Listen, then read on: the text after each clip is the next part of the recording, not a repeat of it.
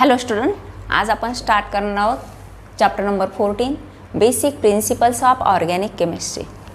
तर organic chemistry that is carbon chemistry, compounds those containing carbon studied under organic chemistry except CO2, CO and metal carbonates. म्हणजे carbon dioxide, carbon monoxide आणि metal carbonates म्हणजे Na2CO3 असेल, त्यानंतर aluminium carbonate, magnesium carbonate असेल, त्यामध्ये जरी carbon असेल तरीसुद्धा ते ऑर्गॅनिक कंपाऊंड नसून ते इनऑर्गॅनिक कंपाऊंड्स आहेत. Then important and scope of organic chemistry. Organic केमिस्ट्रीचा यूज आपण वेगवेगळ्या प्रकारे करतो. आपले जे पेंट असेल, पेंट हे काय पॉलिमर आहे का जे ऑर्गॅनिक कंपाऊंड आहे. त्यानंतर वेगवेगळे फायबर्स जे आपण क्लॉथ बनवण्यासाठी किंवा रोप बनवण्यासाठी जो यूज केला जातो. त्यानंतर जे प्रोटीन्स जे आपण डाएटमध्ये घेतो, protein, fats, carbohydrate, these are also organic compounds. Enzymes, hormones are also organic compounds. And the materials those we use in our day-to-day life most of contain organic compounds. Then to study organic chemistry, first we have to study structure of organic compound and how one compound is converted into another compound, that is reaction. म्हणजे एखाद्या organic कंपाऊंडचं आपल्याला structure माहीत असणं गरजेचं आहे, त्याचं नाव माहीत असणं गरजेचं आहे. आणि एका ऑर्गॅनिक कंपाऊंडचं, कारण आपण जे वेगवेगळे प्रोडक्ट तयार करतो ते रिॲक्शनद्वारे तयार करतो. त्यानंतर ड्रग्ज जे तयार केले जातात, मेडिसिन तयार केले जातात, हे वेगवेगळ्या कंपाऊंडवर त्यावर रिॲक्शन केली जाते आणि आपल्याला हवं ते प्रोडक्ट बनवलं जातं. मग त्यामध्ये आपल्याला रिॲक्शनचा स्टडी करायचा आहे. फॉर एक्झाम्पल आता CH4 मोलिक्यूल, मिथेन मोलिक्यूल. आता मिथेन मोलिक्यूल याचं जर आपल्याला स्ट्रक्चर काढायचं असेल तर आपण ते लिव्ही स्ट्रक्चरनं असं डॉट काढू शकतो. आता हे डॉट मुद्दाम वेगळ्या प्रकारचे दाखवले मी. हायड्रोजनचे डॉट दाखवले आणि कार्बनचे इलेक्ट्रॉन्स हे स्टारनं दाखवले. हे लिव्ही स्ट्रक्चर झालं, लिव्ही स्ट्रक्चर.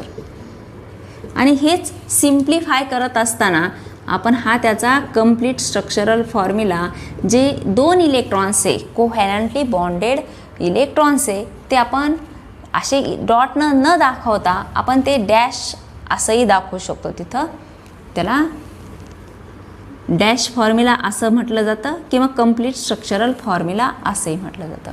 त्यानंतर बॉन्ड लाईन फॉर्म्युला.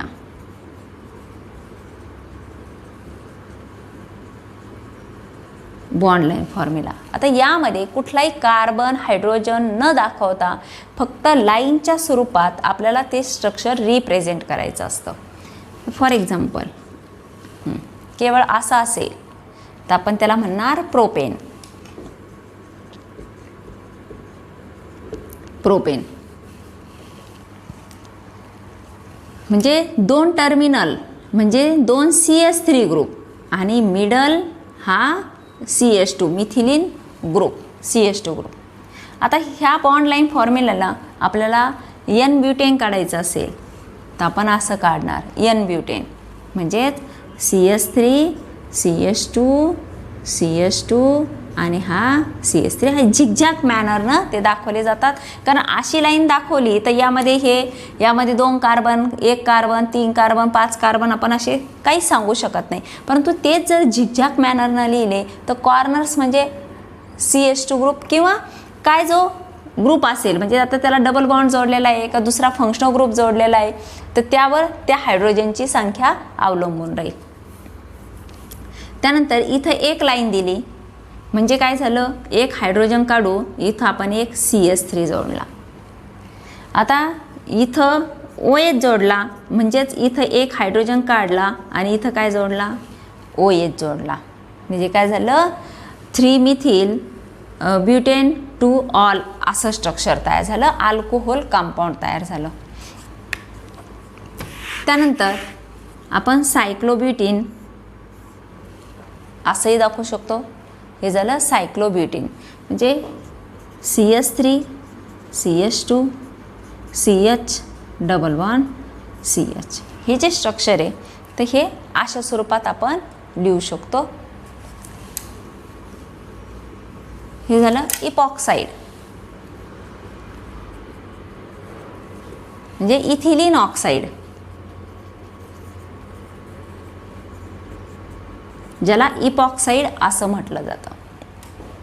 त्यानंतर कंडेन्स फॉर्म्युला, म्हणजे कुठलाही बॉन्ड न दाखवता ते जे ग्रुप्स आहे ते शेजारी शेजारी लिहिणं, त्याला कंडेन्स फॉर्म्युला असं म्हटलं जातं.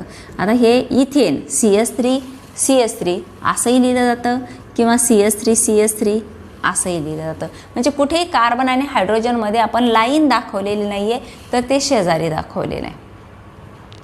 याला कंडेन्स फॉर्म्युला असं म्हटलं जातं.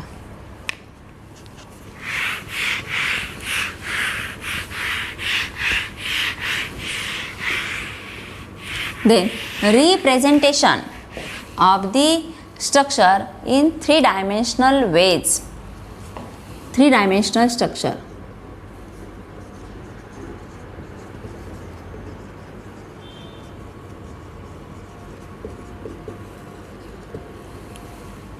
आता 3-dimensional स्ट्रक्चरमध्ये एक wedge formula,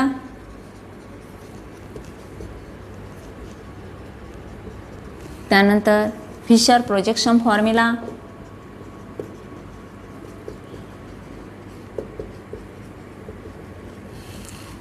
Newman projection formula,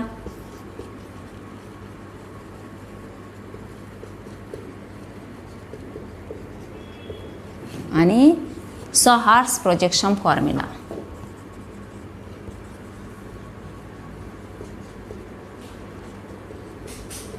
त्यालाच अँटीड्रोन असंही म्हटलं जातं. अँटीड्रोन किंवा पर्स्पेक्टिव्ह.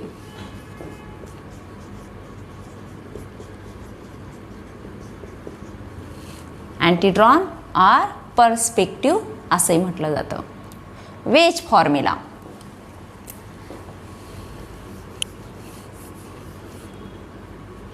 आता वेज फॉर्म्युल्यामध्ये हा कार्बन असेल, ओके नाही, तर ह्या साईडला थोडीशी ब्रॉड लाईन काढली जाते आणि वरच्या बाजूला ही,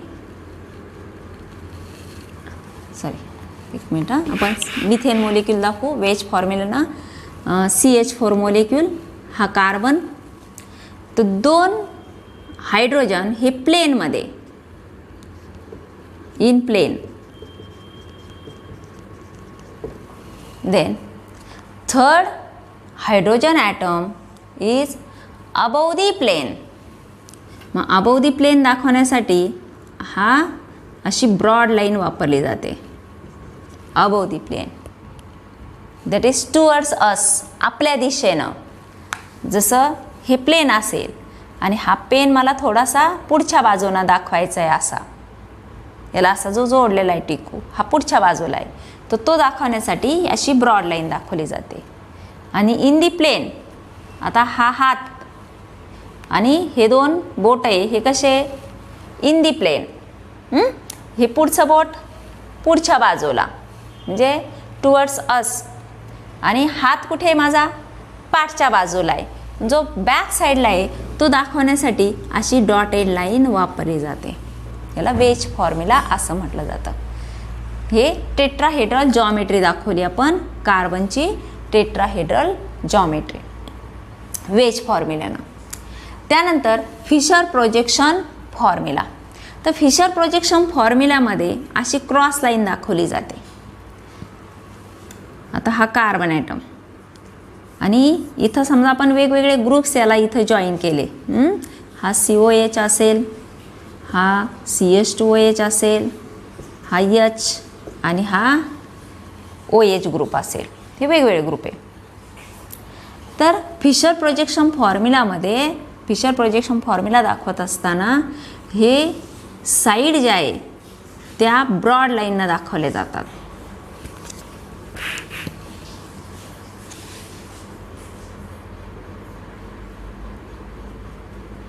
आणि खालचा आणि वरचा ग्रुप हा डॉटेड लाईननं दाखवला जातो. आता ब्रॉड लाईनचा मिनिंग काय? Projecting above the plane, projecting above the plane. And dotted line means projecting behind the plane, हे बॅक साईडला. मग इथं जो वरचा आणि खालचा ग्रुप आहे हा कुठं असतो? तर बॅक साईडला असतो. आणि साईडचे ग्रुप आहे हे कुठं असतात? तर फ्रंट साईडला असतात, प्लेनच्या पुढच्या बाजूला, आणि हे प्लेनच्या बॅक साईडला असतात. याला म्हणतात फिशर प्रोजेक्शन फॉर्म्युला और cross line formula. Then Newman projection formula.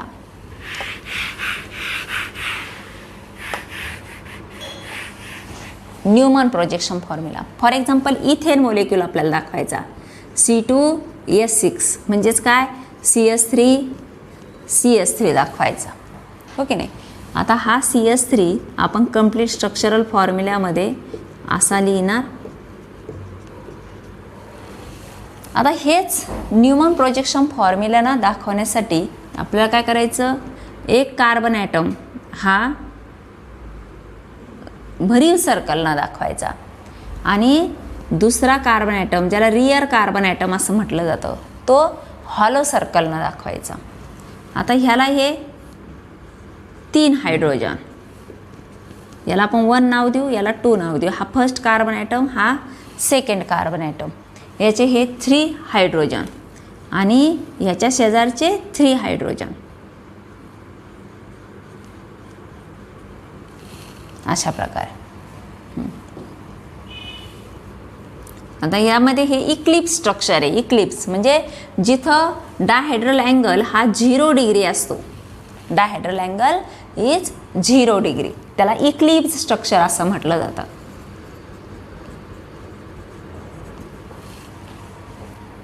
आणि स्टॅगर्ड स्ट्रक्चर, यामध्ये दुसरं जे स्ट्रक्चर आहे ते स्टॅगर्ड स्ट्रक्चर. आता हा आपण फर्स्ट कार्बन ॲटम जसाची तसा ठेवला आणि सेकंड कार्बन ॲटम हा फक्त 60 डिग्रीनं रोटेट केला. हा 60 डिग्रीनं रोटेट केला.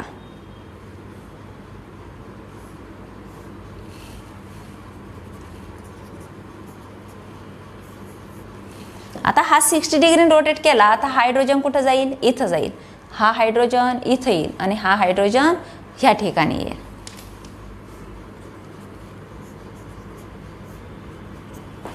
अशा प्रकारे हे staggered formula, न्यूमनमध्येच staggered.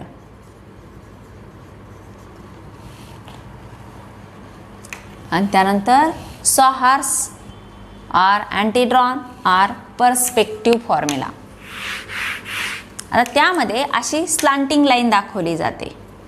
Slanting line, जो फर्स्ट कार्बन ॲटम आहे हा पुढच्या बाजूला आणि सेकंड कार्बन ॲटम हा पाठच्या बाजूला दाखवला जातो. हे त्याचे 3 हायड्रोजन. इथेन मोलेक्यूल दाखवतोय आपण, 2 कार्बन ॲटम आणि हे 6 हायड्रोजन ॲटम. आता हा बॅकचा जो कार्बन ॲटम आहे हा आपण असं 60 रोटेट केला तर स्ट्रक्चर कसं तयार होईल बघा. हा फ्रंटचा जसाची तसा ठेवला, बॅकचा 60 रोटेट केला, हा खालचा इथं येईल, हा ह्या साईडला जाईल आणि हा कुठं जाईल? 60ला, हा इथं खाली येईल. अशा प्रकारे म्हणजे हे झालं इक्लिप्स, समोरासमोर जे इथं दाखवलं न्यूमनमध्ये. आणि हे 60 रोटेट केलं म्हणून हे खालच्या बाजूला गेला, हा इथं आला, हा खाली आला, हा वरती गेला. हा झाला स्टॅगर्ड. स्टॅगर्ड कशातला? सॉहार्समधले हे इक्लिप्स आणि स्टॅगर्ड, आणि हे न्यूमनमधले इक्लिप्स आणि स्टॅगर्ड. फिशर प्रोजेक्शन फॉर्म्युला हा जो क्रॉसमध्ये दाखवतो, ह्या साईडला ब्रॉड लाईन दाखवतो आणि ह्या साईडला dotted. Broad line means pointing on the plane, above the plane, and dotted line pointing behind the plane.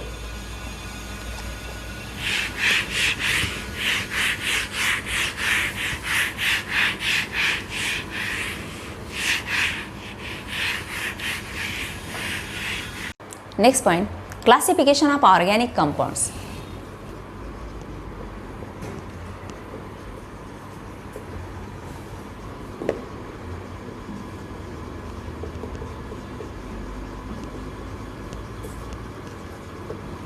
Organic compounds are classified by two ways. First, according to carbon skeleton.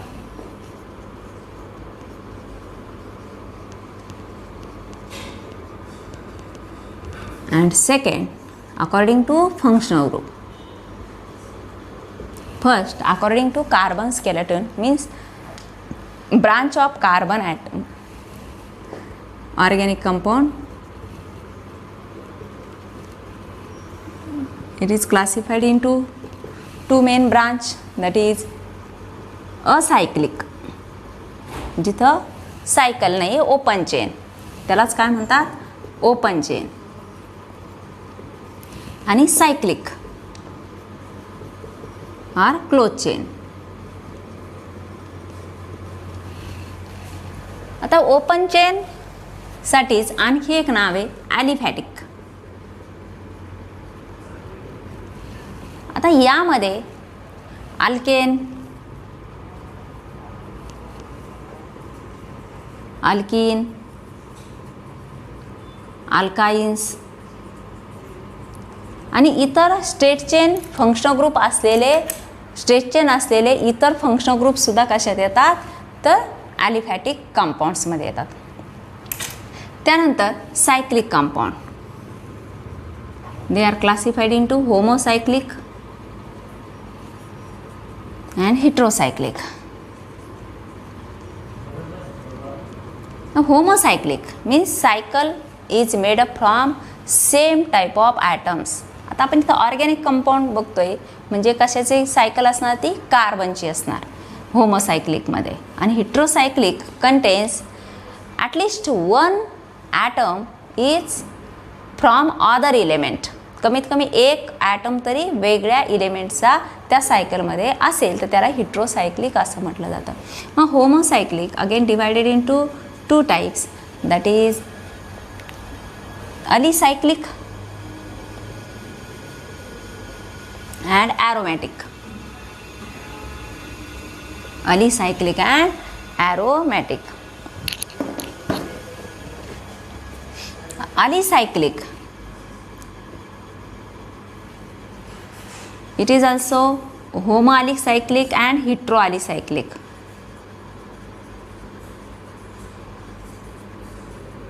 Heteroalicyclic.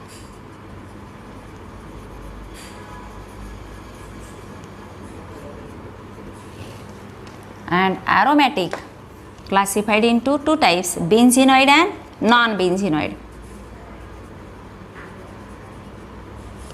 Non-benzenoid.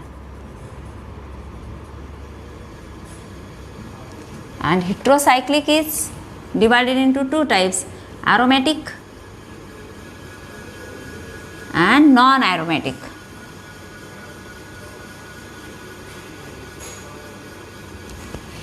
आता आपण प्रत्येकाचे examples बघू. अलिसायक्लिक, त्यामध्ये जर आपण alkane घेतलं, अल्केनसुद्धा open chain straight chain आणि branch chain alkane. For example n butane, CH3 CH2 CH2 CH3 n butane. आणि branch chain isobutane CH3 CH CH3 CH3, म्हणजे आयसो ग्रुप. किंवा कुठलीही ब्रांच असेल, ब्रांच कंपाऊंड असेल तर त्याला ब्रांच कंपाऊंड म्हणतात आणि हे स्ट्रेट चेन कंपाऊंड. मग आपण पेंटेनचे आयसोमर्स दाखवू शकतो, एन पेंटेन, आयसोपेंटेन, निओपेंटेन आणि हेक्झेनपासूनही आपण अनेक ब्रांचेस त्यामध्ये दाखवू शकतो.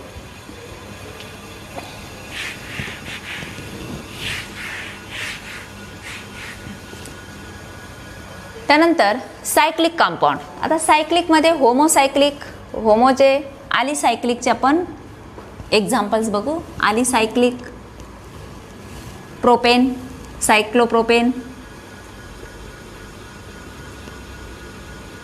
सायक्लोब्युटेन, सायक्लोपेंटेन, सायक्लोहेक्झेन. म्हणजे जसं अल्केनचं नाव आहे किंवा अल्किनचं नाव आहे ते, आणि त्यापुढे शब्द काय असेल, सायक्लो शब्द असेल. सायक्लोपेंटीन,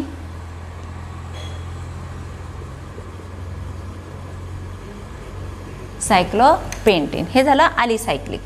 आता त्यामध्ये सुद्धा होमो अलिसायक्लिक हे काय सगळे एक्झाम्पल होमो म्हणजे इथं सगळे काय आहे कार्बन कार्बन आहे. आणि हिट्रो अलिसायक्लिक टेट्राहायड्रोफ्युरॅन.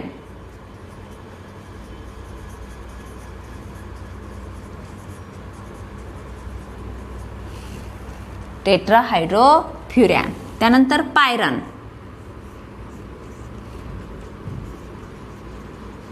हे काय झाले हिट्रो अलिसायक्लिक.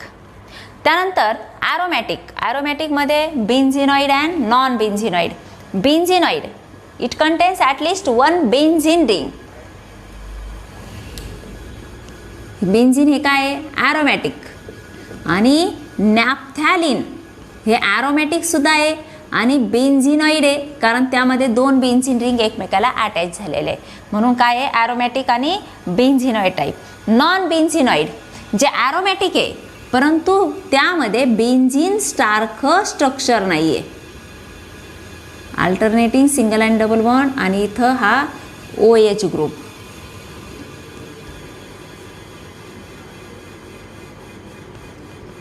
OH group. ट्रोपोन किंवा ट्रोपोलोन असं म्हटलं जातं त्याला. हे काय आहे ॲरोमॅटिक आहे, नॉन बेन्झिनॉइड आणि होमोसायक्लिक स्ट्रक्चर. आता हा OH लिहिला आहे परंतु हा कार्बनला अटॅच आहे परंतु सायकलमध्ये सगळे काय आहे तर कार्बन ॲटम्सच आहेत म्हणून हे काय आहे होमोसायक्लिक आहे, ॲरोमॅटिक आणि नॉन बेन्झिनॉइड. त्यानंतर हिट्रोसायक्लिकमध्ये ॲरोमॅटिक आणि नॉन ॲरोमॅटिक. आता hetero it contains at least one of the hetero atom. हे पिरिडिन. पिरिडिन आपल्याला बेन्झिन सारखं स्ट्रक्चर दिसतंय ॲरोमॅटिक परंतु एक कार्बनऐवजी इथं काय आहे तर नायट्रोजन आहे. हे पिरिडिनचं स्ट्रक्चर हिट्रोसायक्लिक ॲरोमॅटिकमध्ये येतं. आणि non aromatic heterocyclic compound that is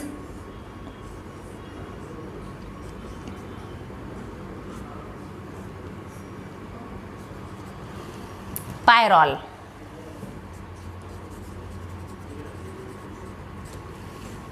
pyrrole हे काय आहे हिट्रोसायक्लिक आहे आणि नॉन ॲरोमॅटिक कंपाऊंड आहे.